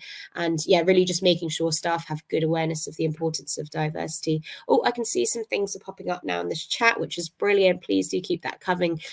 So I've got one group who said that they discuss kind of how it comes down to change and getting to the root of the problems. Creating multiple ways to engage, which are formal and informal, the desire for more flexibility, potentially contrasting with the desire for L&D, and balancing top-down measures versus a grassroots measures. Yeah, and you kind of mentioned around most trustees being white, and I think that kind of highlights one of the things that we talk about in our practical implications, is really kind of just making it everybody. It's something that everybody has a kind of responsibility towards from the top kind of downwards. And I think we talk a lot about kind of embedding it into kind of strategic volunteering strategies as well, because if you don't engage at all of those levels, it can be. Thank you for sharing that. Also, we've got one around kind of being proactive in volunteer recruitment and reaching out to different parts of the community. And I think that's really like a good point to bring up around being proactive, because one of the things that we've got in our time well spent research, and this relates, not just to global majority volunteers, but volunteers overall as well, around kind of one of the key enablers is just being asked. And it seems really obvious, but it always kind of comes up as one of the kind of most common ways. And I think really just kind of, asking. And really, I think one of the things we also like to highlight is that you don't have to be an expert in actually creating links with others in the community to also support with some of those connections can be really helpful. One person kind of mentioned that her organization uses both an online volunteer registration and management tool as well as personal conversations with potential volunteers. That's really interesting. And I think, that kind of thinking about the different ways to engage it, people have different preferences as well. And some people just like the kind of online aspects, and some people prefer that kind of more personal conversation, and really kind of combining that human and kind of online aspect can be really valuable. So that's great. I don't know if anything else is kind of coming through, but I think all of those things hopefully had a good kind of discussion, and we're able to share some of these what I was really encouraged by when we ran a kind of member event was that, lots of organizations are kind of starting to do lots of different things. And I think it's important to kind of, recognize, and we definitely have in speaking to lots of different organizations, that it's, that some organizations might be very early on in their journey, and some have got a bit further, but it's really just sharing some of those experiences and learnings. And we always talk about kind of successes and challenges, because I think some of those learnings often come from the things that haven't worked as well as the things that have. So I really hope that that's been helpful in your discussions. I'll just, before I kind of wrap up, go just back to the slides just to kind of say that we've got lots of support at NCVO. We really want to make sure that our members and beyond have that. So we've got updated resources, which I mentioned, and we also have our, my slides are blocking slightly, our kind of full reports. I know that Georgia has shared the kind of full report for the global majority in the chat. We've also got that kind of main reports, and we've got a whole host of other kind of NCVO support out there. So please do kind of use them. And we always are very open to kind of what you would like to see from NCVO and how we can support you. Our research kind of in this area, we very much see as a kind of starting point. It's definitely not just kind of a done and kind of putting to the side piece of work. We feel like there's more to explore, more to do. So we'd always love to hear from those that we work with. And yeah, it's great to be kind of here at a Vision event as well, obviously as a key partner in the Vision. So thank you very much for having me. It's been really great. And if you've got any queries or that you'd like to follow up with me on any of the things from the session, please don't hesitate to get in touch. So I think I'm handing back to Georgia to kind of host a bit of networking and to wrap up the event. So back to you, Georgia. Hi, everyone. Thank you so much. Thank you so much, Amy, for that. That was really, really interesting and really valuable. So I think people are still talking about their feedback from the breakout rooms in the chat. And obviously this will be available after the session as well. Again, if anybody does have any more questions for Amy, please do feel free to drop me an email. My email will be at the end of the session, and I can connect you with any of the speakers today. Simon, if I could have my my slides back when you're ready. I think so. Our engineer's just had a bit of a technical issue, but he is back now. Thank you. So I was going to lead us on a networking space. I don't actually think we've got time for this anymore. But if you wanted to have a think about any of these points, maybe connect with people that you've met in the breakout rooms already, please do. So just any feedback on projects, talking about accessibility, discrimination, overcoming barriers to fixing issues, and general chat. But we have run over just slightly. So I will just close the session with a few more bits of insight and bits of information from the Vision for Volunteering. So if you would like to help your organisation or your communities or people around you into understanding the Vision for Volunteering and get a bit more buy-in on making progress in these areas and in these themes, we have produced a toolkit that is designed to help you to present about the Vision for Volunteering and explain those 5 themes and where the vision came from and what it is that we're trying to do. And there's some little activities in there that you can do to get people really thinking about how those themes resonate with them and their communities. If you're really passionate about the Vision for Volunteering, we do also have a Vision Champion scheme. So essentially this allows you the opportunity to sign up as a Vision for Volunteering champion and become sort of an ambassador for the vision. So champion the Vision for Volunteering in your organisation, in your community, and help us to build a movement that will create a better future for volunteering. So what exactly does a champion do? So that's completely up to you. You can sort of pick and choose how much time you do or don't want to invest into being a Vision champion. Some of the opportunities that you could pick up on are championing our themes within your spaces. You could encourage your spaces to commit to Vision pledges and hold them accountable for those pledges. You could be mindful of the Vision themes in your work and or volunteering. You could attend events on our behalf. You could speak at events on our behalf if that's something you're interested in. And remember, these are all pick and choose. This isn't a list of things you'd have to do. You can share the vision, themes, and aims with your colleagues and community.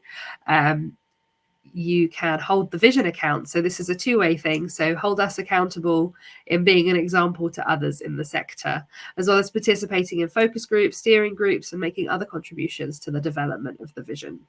And then over to you, any ideas on how you'd like to help build this movement?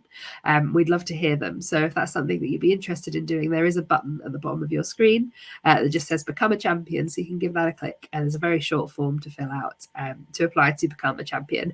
Anyone within the volunteering space can sign up. So volunteer managers, volunteers, charity leaders, anyone. If you're involved in volunteering and you're passionate about the vision for volunteering, this opportunity could be for you.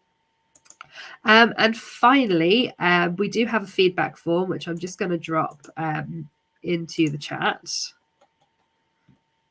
I've still got it. Bear with me 2 seconds. So I will drop the feedback form into the chat in just a moment. If you could take just a couple of minutes before you leave today to fill that out, that would be really, really great. There we are. Because that helps us to design. This is the last of this suite of sessions of this set of conferences, but your feedback really does help us to design what we do in the future and give us a better idea of what you found valuable, what you would have liked more of, what you maybe would have liked a little bit less of. So we've got a couple of minutes now before we close up. So if you could just take a couple of minutes to fill that out, that would be fab. You can also sign up to our mailing list to hear what we're doing, hear about any events firsthand, hear about great case studies and examples of emerging practice. You can follow us along on Twitter, Instagram, and Facebook, and LinkedIn for the same. And you can also drop me an email or any of the team an email at hello@visionforvolunteering.org.uk. We do monitor that inbox regularly, so anything that comes in, we will respond. Again, if you have any further questions for any of the speakers today, you can email that email address and I will put you straight in contact with them. And again, thank you so much for coming along today and taking the time out of your morning and your afternoon to hear about the Vision for Volunteering and hear from all of our great speakers as well. So it's just left for me to thank our speakers once more and thank all of you for attending and just ask if there are any final questions. And I'll give you a few minutes just to respond. If there are any questions, I can answer those now. And if not, then I hope you have a fabulous rest of your Thursday. And thank you once more for attending.